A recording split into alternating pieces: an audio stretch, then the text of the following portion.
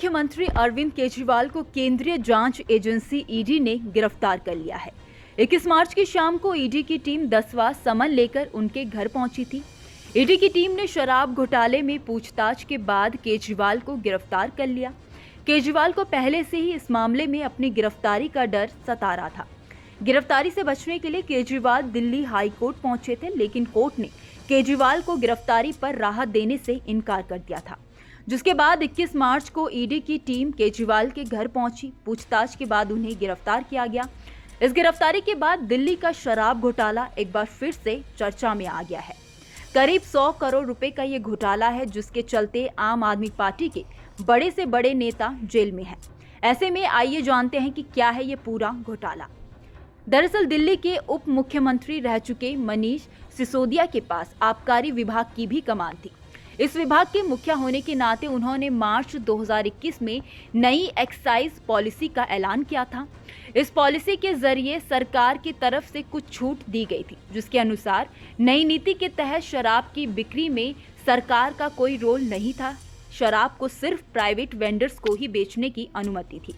नीति में प्रावधान किया गया कि इसके लिए न्यूनतम 500 वर्ग फुट क्षेत्र में दुकानें खोली जाएंगी। पॉलिसी के तहत दुकान का कोई भी काउंटर सड़क पर नहीं होना चाहिए। नई नीति लागू होने के बाद लगभग 600 शराब की दुकानों को बंद कर दिया गया। केजरीवाल सरकार ने करीब 850 शराब की दुकानों को रिटेल लाइसेंस दिए। इसमें 266 शराब के ठेके प्राइवेट कर दिए गए। नई नीति में इन शराब की दुकानों को 32 जोन में बांटा गया। इन दुकानों में 5 सुपर प्रीमियम शॉप थी, जिन्हें मॉडल शॉप भी कहा गया। शराब का लाइसेंस पाने वाले कुछ लोगों को 24 घंटे दुकान खोलने की भी अनुमति दी गई। दिल्ली की नई शराब बिक्री नीति के तहत शराब की होम डिलीवरी और दुकानों को सुबह 3 बजे तक खुले रहने की भी परमिशन दी गई थी। लाइसेंस धारियों को शराब पर असीमित छूट देने की इजाजत थी। इसी के साथ ही नवंबर 2021 में नई शराब नीति लागू कर दी गई। इन सभी प्रावधानों के साथ नई नीति को लाया गया और उम्मीद जताई गई कि इससे रेवेन्यू में करीब 1500-2000 करोड़ रुपए की बढ़ोतरी होगी। लेकिन दिल्ली सरकार के नोट से मिली जानकारी के मुताबिक सरकार को 2022 और 23 की पहली तिमाही में 1485 करोड़ रुपए का राजस्व मिला, जो बजट अनुमान से 37.51% कम था। दरअसल हुआ ये कि जब दिल्ली को नई नीति में 32 जोन में बांटा गया तो केवल 16 कंपनियों को ही डिस्ट्रीब्यूशन दिया गया। सरकार पर आरोप लगा कि इसकी वजह से कंपटीशन खत्म होने की संभावना बढ़ती जा रही है। इतना ही नहीं, नई शराब नीति में बड़ी कंपनियों की दुकानों पर तगड़ा डिस्काउंट मिलने की वजह से कई छोटे वेंडर्स को अपना लाइसेंस सरेंडर करना पड़ा।